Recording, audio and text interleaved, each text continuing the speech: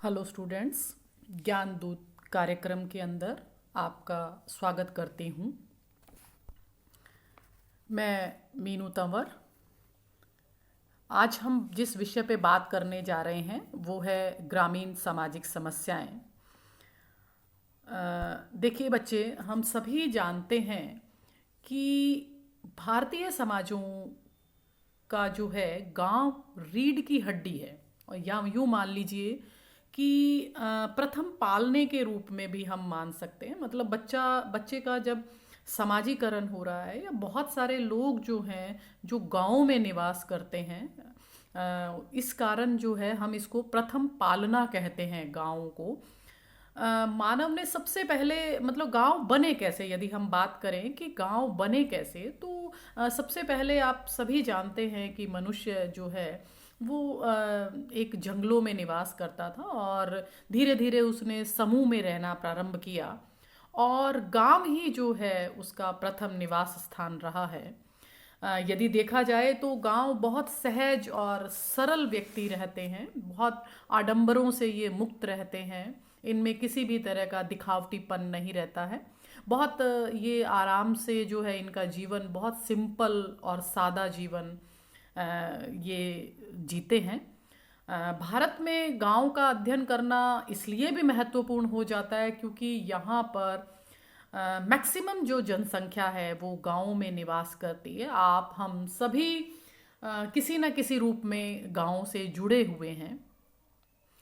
यदि हम स्वतंत्रता से पहले की बात करें तो ग्रामीण भारत जो है गंभीर समस्याओं से पीड़ित था, और इसके अंदर बहुत सारे समाजशास्त्रियों का ध्यान भी आकर्षित हुआ। और इसमें बहुत सारी ऐसी समस्याएं हैं जो कुछ स्वतंत्रता से पहले भी थी और कुछ बाद में भी हैं, और आज तक हम ग्रामीण समाज जो है वो किसी न किसी तरह की समस्या से जूझ रहा है। तो आज हम थोड़ी सी बात ग्रामीण सामाजिक समस्याओं के बारे में करेंगे। देखिए, सबसे पहली जो गांव में समस्या देखने को मिलती है आपको और हमको, वो है चाइल्ड मैरिज की। मतलब बच्चों की का जो विवाह है वो बहुत छोटी आयु के अंदर कर दिया जाता है। और वो छोटी आयु मतलब जिसमें उनको खेलना चाहिए, पढ़ना चाहिए, अपना विकास करना चाहिए, ऐसी स्थिति में माता पिता उनकी जो शादी है वो जल्दी कर देते हैं। बहुत सारे कारण होते हैं। हमारे प्राचीन धर्म ग्रंथों के अंदर भी यदि आप पढ़ेंगे तो ये पाया जाएगा कि स्त्री का जो विवाह है वो जल्दी आयु में कर देना चाहिए। पिता भी जो है एक जिम्मेदारी होती है स्त्री की, उसको यदि हम जितनी जल्दी अपनी जिम्मेदारी से मुक्त होने के लिए वो विवाह जो है वो जल्दी कर देते थे। और यूँ मानिए कि बच्चा बिल्कुल बहुत छोटा, और इसके मुख्य कारण क्या हो सकते हैं? रूढ़िवादिता हो सकती है, अंधविश्वास हो सकते हैं, और सबसे बड़ी जो समस्या है वो अशिक्षा की समस्या होती है।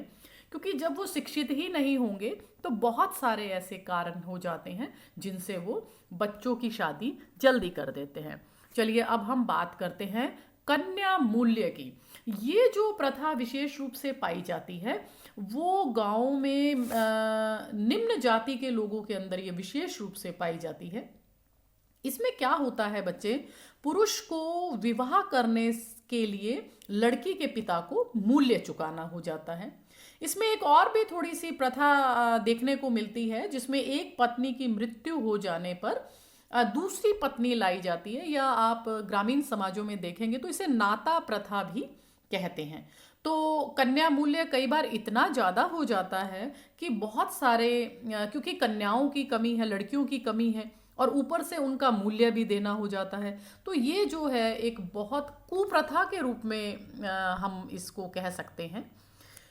तीसरी जो समस्या गांव में विशेष रूप से देखने को मिलती है वो दहेज प्रथा है। अब दहेज क्या होता है? देखिए, अगर हम बात करें कि दहेज की शुरुआत कैसे हुई, बहुत सिंपल है। जब एक पति पत्नी जो है एक नया घर बसा रहे हैं तो उनको नया घर बसाने के लिए कुछ घरेलू सामान की ज़रूरत होती है, कुछ पैसे की ज़रूरत होती है, कुछ धन दौलत की ज़रूरत होती है। तो माँ बाप केवल गिफ्ट के रूप में जो है या उपहार के रूप में अपनी बच्ची को देते हैं। किंतु धीरे धीरे जो ये प्रथा है वो इतनी ज़्यादा बढ़ गई है कि अब जो है विवाह पर कन्या पक्ष द्वारा वर पक्ष को विवाह की शर्त के रूप में भी दिया जाता है। बहुत सारा, जैसे जो जितने उच्च जाति, मैंने क्यों बताया है इसमें ये प्रथा जो है उच्च जातियों में ज़्यादा क्यों है, क्योंकि वो लोग जमीन जायदाद जमींदार लोगों के पास बहुत ज़्यादा होती है। और इसलिए कई बार ये भी कारण हो जाता है कि हर माँ बाप चाहता है कि मेरी बच्ची की शादी जो है वो एक उच्च कुल के अंदर हो, बहुत पैसे वाले घर में हो। तो इसके लिए क्या है, वो अधिक वर पक्ष को दहेज देने की कोशिश करता है ताकि उसकी जो बच्ची है वो खुश रहे। अधिक दहेज देना कई बार प्रतिष्ठा का भी सूचक माना जा सकता है कि हमने जो है अपनी बच्ची को इतना दहेज दिया। कई बार माँ बाप ये सोच के भी दहेज दे देते हैं कि चलो यार हमारी बच्ची जो है वो सुखी रहेगी। तो ये कुछ कारण है जिसके कारण ये दहेज प्रथा या डॉरी सिस्टम जो है वो ग्रामीण समाजों में अधिक पाया जाता है। इसी के साथ साथ एक और समस्या भी ग्रामीण समाजों में पाई जाती है कि स्त्रियों की स्थिति जो है वो बहुत निम्न हो जाती है। लोअर स्टेटस ऑफ वुमेन ग्रामीण समाजों में पाया जाता है, क्योंकि ग्रामीण समाज जो है वो परंपरागत समाज होते हैं और परंपराओं का विशेष महत्व होता है। जॉइंट फैमिलीज गाँव में ज़्यादा रहती है, तो महिलाओं का जो है घर के मुख्य कार्यों में उनकी राय नहीं ली जाती है। और यूँ मान लीजिए कि उन्हें शिक्षा ग्रहण करने का भी पूर्णतः अधिकार नहीं होता है, क्योंकि बड़े बुजुर्ग जो है उन घर से स्त्री को बाहर ही नहीं निकलने देते हैं। तो बहुत सारे ऐसे कारण हैं जिसके कारण स्त्रियों की स्थिति निम्न हो जाती है। यदि हम गाँव में देखें तो ऐसी बहुत सारी तानाशाही और शोषण या संस्कृति की दुहाई देकर स्त्रियों को निम्न स्थिति में रखा जाता है। यदि हम बात करें कि एक और समस्या जो गाँव में विशेष रूप से सभी गाँवों में पाई जाती है वो है पॉवर्टी की, मतलब निर्धनता। अब निर्धनता एक ऐसी सामाजिक समस्या है जो अर्थव्यवस्था से जुड़ी हुई है। मतलब परिवार के अंदर जो है व्यक्ति एक कमाने वाला होता है, जॉइंट फैमिली होती है, तो उसके कारण क्या है कि उनका पूरी तरह से घर नहीं चलता है। बहुत सारी समस्याएं जो हैं वो निर्धनता से जन्म लेती है और सामाजिक जीवन में उसका बहुत प्रतिकूल प्रभाव पड़ता है। व्यक्ति अपनी आवश्यकताओं की पूर्ति नहीं कर पाता है। ग्रामीण समाजों के अंदर परिवार भी बड़े बड़े होते हैं, इस कारण वहाँ पर बहुत सारी ऐसी समस्याएं पाई जाती है।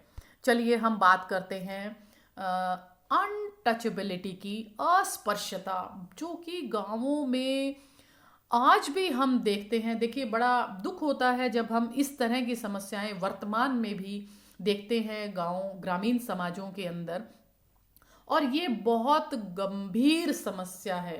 अस्पर्शता क्या है बच्चे, कि जब हम किसी को छू लें, जैसे मान लीजिए निम्न जाति का कोई व्यक्ति है, वो रास्ते में से जा रहा है और किसी ने गलती से छू लिया तो वो अपने ऊपर पानी छिड़केंगे, नहाएंगे कि हम जो है अपवित्र हो गए हैं। तो मतलब ये क्या है, ये सिर्फ एक सोच का परिणाम है जो कि गाँव में हमें बहुत ज़्यादा देखने को मिलता है। विशेष रूप से यदि हम देखें कि समाज का जो इतना बड़ा वर्ग है वो केवल अज्ञानता और अंधकार में क्यों डूबा हुआ है, अस्पर्शता के कारण। जो निम्न जाति का व्यक्ति है, आप देखिए गाँव के अंदर आप जाएंगे तो इनकी कॉलोनीज अलग होती हैं। बहुत सारे ऐसे कार्य आज भी ये लोग नहीं कर पाते हैं। बड़ा दुख होता है गाँव को देखकर। महात्मा गांधी ने एक बात कही है कि गांव जो है एक तरफ तो हम मेल जोल के लिए मानते हैं, बहुत एक दूसरे का सहयोग करते हैं, किंतु केवल अंधविश्वासों के कारण या केवल छूने से यदि कोई व्यक्ति जो है वो अपवित्र हो जाता है तो वास्तव में ये बहुत ही गंभीर समस्या है और इस पर बहुत अधिक हमें सोचने की ज़रूरत है। इसी से मिलती जुलती एक और समस्या है असमानता। देखिए हमने पहले ही बात करी अस्पर्शता की, मतलब किसी को छूने से, किसी की छाया पड़ने मात्र से व्यक्ति अपवित्र हो जाता है। तो और ये असमानता से क्या है कि असमानता जो है व्यक्ति गाँव में हमें जाति के आधार पर भी मिलती है, धर्म के आधार पर भी मिलती है। मतलब जब एक निम्न जाति का व्यक्ति या निम्न धर्म का व्यक्ति जो है उच्च धर्म, जैसे बात देखिए हम मानते हैं कि भारत जो है इसको हम हिंदुस्तान भी कहते हैं और बहुत सारी मेजॉरिटी जो है इसमें हिंदुओं की है, किंतु इसका मतलब ये नहीं है कि दूसरे धर्मों के लोग जो हैं वो निम्न हो गए हैं या उनका कोई समाज में स्थान नहीं है। भारत जो है वो शुरू से ही धर्मनिरपेक्षता की नीति को अपनाता आया है, किंतु हमारे मानसिक रूप में या हम मानसिक द्वेष रखते हैं दूसरी जाति के लोगों के लिए, तो ये एक बहुत गंभीर समस्या है। और ये जो भेदभाव है वो गांव में एक बुराई के रूप में सामने आता है। कोशिश हमें ये करनी चाहिए कि इन समस्या को हम समझें और इसको दूर करने का प्रयत्न करें। जब हमने पहले बात करी अस्पर्शता की, दूसरी बात हमने करी असमानता की, और एक बहुत बड़ी जो समस्या है जो हमें गांवों में विशेष रूप से देखने को मिलती है वो है जातिवाद। देखिए ये जो समस्या है वो इसका सबसे बड़ा जो कारण है वो है अशिक्षा। हमें क्यों शहरों में कास्टिज्म इतना नहीं मिलता है? क्योंकि गांव शहरों में लोग पढ़े लिखे लोग होते हैं, अपने काम से मतलब रखते हैं, उनके लिए वर्क इज वर्शिप होता है। किंतु ग्रामीण इलाकों में आप जाएंगे तो वहां पर वो खेती करते हैं। खेती में भी आप देखिए वो मौसमी खेती करते हैं, 6 महीने वो काम करते हैं और 6 महीने वो फ्री रहते हैं। चौपाल लगती है, पंचायतें लगती हैं, और ये कास्टिज्म का जो सिस्टम है ये बहुत ज़्यादा गहराई से जड़ें जो है जातिवाद की गाँवों में फैली हुई है। वो हमें करना क्या चाहिए कि हमें अपने समाज और राष्ट्र के हित के बारे में सोचना चाहिए, किंतु हम ऐसा नहीं सोचते हैं। हम क्या सोचते हैं? केवल मेरी जाति, केवल मेरा व्यक्ति, मेरी जाति के लोग जो है वो ज़्यादा प्रोग्रेस कर जाए, हम उन्हीं को ही महत्व देते हैं। गांव में इसका एक कारण और भी हो सकता है, क्योंकि गांव में औद्योगिकरण, नगरीकरण, पश्चिमीकरण ये सब नहीं होता है। शिक्षा के अभाव में भी जाति, जो कि मैंने पहले ही बताया है कि बहुत सारी गांवों में समस्या जो है वो सिर्फ शिक्षा के कारण, अशिक्षा के कारण हो रही है। तो हमें ग्रामीण इलाकों में शिक्षा को जो है वो बहुत महत्व देना पड़ेगा। जातिवाद की भावना से हम पक्षपात करने लग जाते हैं। जाति जो है वो दो समाजों में, दो धर्म समुदायों में, दो व्यक्तियों में एक भेदभाव की दीवार खड़ी कर देती है। तो यदि हम देखें तो ग्रामीण समाजों में जातिवाद की समस्या बहुत अधिक पाई जाती है। एक और समस्या है एक्सप्लॉयटेशन की। शोषण जो है वो ग्रामीण समाजों में बहुत अधिक मिलता है। कारण क्या है कि गांव में मजदूर लोग ज़्यादा होते हैं, भूमिहीन श्रमिक ज़्यादा होते हैं और बहुत सारे दूसरे कार्य भी करते हैं, किंतु पैसे का अभाव होता है। भूमिहीन होने के कारण वो दूसरे की ज़मीन पर खेती करते हैं। इसके अलावा ज़मीन में जैसे मान लीजिए खेती ढंग से नहीं हुई या फसल अच्छी नहीं हुई, या मान लीजिए कोई अकाल आ गया है, बाढ़ आ गई है, प्राकृतिक आपदाएं इस तरीके से आ गई हैं कि व्यक्ति के पास जो है पैसा नहीं हो पाता, और नहीं जब पैसा होता है तो वो क्या करता है, जमींदार के पास जाता है, साहूकार के पास जाता है और ब्याज पर बहुत पैसा ले लेता है। अब गरीब किसान और गरीब होता जाता है क्योंकि वो ब्याज ही चुकाता रह जाता है और अपना कार्य जो है या मूल जो है वो नहीं चुका पाता है। बहुत परिश्रम भी करता है, परंतु परिश्रम के बाद भी उसको उतना पैसा नहीं मिलता है। यहाँ पर मैं मार्क्स की एक बात को कोट करना चाहूँगी। मार्क्स ये कहता है कि गरीब गरीब क्यों होता जाता है? क्योंकि उसको अपने कार्य का पूर्णतया पैसा नहीं मिलता है। उसको जो वो कार्य कर रहा है या जो भी उसने काम किया है, उसका जो कमाई का वाला पैसा है या जो एक्स्ट्रा इनकम होती है, वो तो सारा पूंजीपति ले जाता है। गरीब को केवल इतना ही मिलता है कि वो अपना घर परिवार चला ले। डॉक्टर राधा कमल मुखर्जी इस विषय में बहुत अच्छी बात कहते हैं कि कृषि अर्थव्यवस्था में सामूहिक अधिकारों की समाप्ति, जोतों का उपविभाजन, सामूहिक कार्यों का दुरुपयोग, लगान वसूली, लगान से मतलब यदि हम इसको आज की भाषा में कहें तो टैक्स वसूली की संख्या में इतनी वृद्धि हो रही है।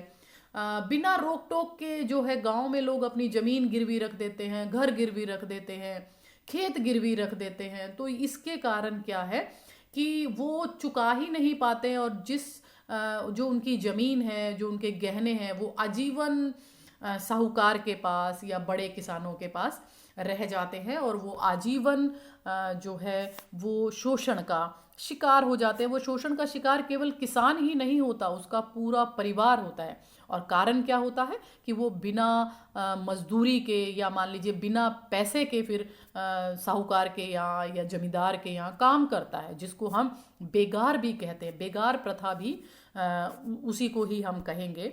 साथ ही हम यदि एक और बड़ी समस्या जो आजकल गांवों में देखने को मिलती है, वो है जन स्वास्थ्य और सफाई की समस्या। हालांकि यदि हम कहें तो हमारी सरकारें जो है वो स्वच्छता पर बहुत ध्यान दे रही है। वर्तमान में आप देखिए शौचालयों का निर्माण और इन सी चीज़ों में कितना बड़ा ध्यान दे रही है, कुओं बावड़ियों की सफाई, नदियों की सफाई। तो इससे शायद इस समस्या का निजात मिल जाए, किंतु ग्रामीण इलाकों में आज भी जन स्वास्थ्य, बहुत सारी ऐसी महिलाएं हैं जो कि अपनी छोटी मोटी प्रॉब्लम्स को लेकर वो हॉस्पिटल जाती ही नहीं हैं। उनको ना तो कोई विटामिन्स का पता है, ना कोई आयरन का पता है। उनको वैक्सीनेशन वो नहीं करवा पाती हैं, अपने बच्चों की वैक्सीनेशन नहीं करवा पाती हैं, जिसके कारण उनका स्वास्थ्य जो है वो दिन प्रतिदिन गिरता जाता है। प्रजनन दर आप देखिए, गाँव में लोग जब बेबी उनके होता है तो उनकी डिलीवरी के लिए वो गाँव में जो है वो वहाँ की जो लोकल जिनको हम कहते हैं दाई, उन्हीं से अपनी डिलीवरी करवा लेते हैं और बहुत सारी ऐसी हेल्थ प्रॉब्लम्स उनको हो जाती है, हाइजीन की समस्या हो जाती है उनको। इसके कारण क्या है कि वो अब बीमार होते हैं और बहुत सारा घरेलू इलाज करते रहेंगे, आयुर्वेदिक इलाज करते रहेंगे, घर में कोई सामान होगा उन्हीं से अपना इलाज कर लेंगे, किंतु हॉस्पिटल नहीं जाएंगे। क्यों नहीं जाएंगे? कि पता नहीं क्या कह दें या पता नहीं कोई बड़ी बीमारी के लिए कह दें। तो ये समस्याएं जो हैं वो जन स्वास्थ्य की समस्याएं जो हैं वो ग्रामीण इलाकों में ज़्यादा पाई जाती है। साथ ही यदि अपन कहें कि सफाई की समस्या जो है वो ग्रामीण इलाकों में बहुत अधिक पाई जाती है, क्योंकि उसके अंदर क्या है कि स्वच्छता में वहीं पर ही तो वो पीने का पानी खुद पी रहे हैं, वहीं पर उनके जानवर नहलाए जा रहे हैं, वहीं पर ही घरों की गंदगी आ रही है। तो इसके कारण क्या है कि उनमें बीमारियों की दर जो है वो बढ़ती जाती है। परिवार कल्याण कार्यक्रमों के बारे में उनको जानकारी नहीं है, तो ये कारण है कि जनसंख्या भी बहुत अधिक बढ़ रही है। सरकार जो है बहुत सारे ऐसे अभियान चलाती है, किंतु उनके बारे में सिर्फ और सिर्फ जानकारी ना होने के अभाव में ये लोग जो हैं वो समस्या बनी रहती है, सफाई की समस्या। देखिए ग्रामीण इलाकों में सफाई की जो समस्या है या हमने अभी पिछली पुरानी समस्याएं जितनी भी बात करी है, जैसे ये शोषण की समस्या या यूं कह दीजिए कि जातिवाद की समस्या, इसके साथ साथ निर्धनता, कन्या मूल्य, ये सभी जो समस्याएं हैं वो बहुत अधिक ग्रामीण इलाकों के अंदर पाई जाती है। यदि हम सोचें कि इनको हम दूर कैसे कर सकते हैं, तो सबसे बड़ा हम यही करेंगे कि सरकारों को जो भी है या ग्रामीण पंचायतों को इनको सामाजिक और आर्थिक नियोजन करना चाहिए। औद्योगिकरण की विकास करना चाहिए। भूमि सुधार कार्यक्रमों की, हालांकि सरकारों में भूमि सुधार कार्यक्रम कर रखे हैं किंतु जानकारी नहीं है। शिक्षा का बहुत अधिक विकास किया जाना चाहिए। साथ ही साथ ग्रामीण जीवन को और संगठित और समृद्ध बनाना चाहिए, ताकि श्रम समस्या या स्वास्थ्य संबंधी समस्याएं जो हैं वो ना हो। और भारत जैसे देश में यदि हम ग्रामीण समस्याओं का हल चाहते हैं तो यहाँ पर शिक्षा की व्यवस्था या शिक्षा जन जन तक पहुँचानी चाहिए। अगर हम ऐसा कर सकते हैं तभी सही मायने में हम वांछित लाभ ले सकते हैं और ग्रामीण समस्याओं को बहुत हद तक दूर कर सकते हैं, और ग्रामीण पुनर्निर्माण के अंदर हमारा बहुत बड़ा योगदान हो सकता है। आशा करती हूँ आपको ये टॉपिक समझ में आया होगा। आपकी किसी भी तरह की कोई क्वेरीज हो, कोई क्वेश्चन हो, तो आपसे रिक्वेस्ट है कि आप इस वीडियो के नीचे आप कमेंट बॉक्स के अंदर अपना क्वेश्चन ज़रूर डालिएगा। मैं कोशिश करूँगी कि मैं उनका जवाब दूँ। Thank you.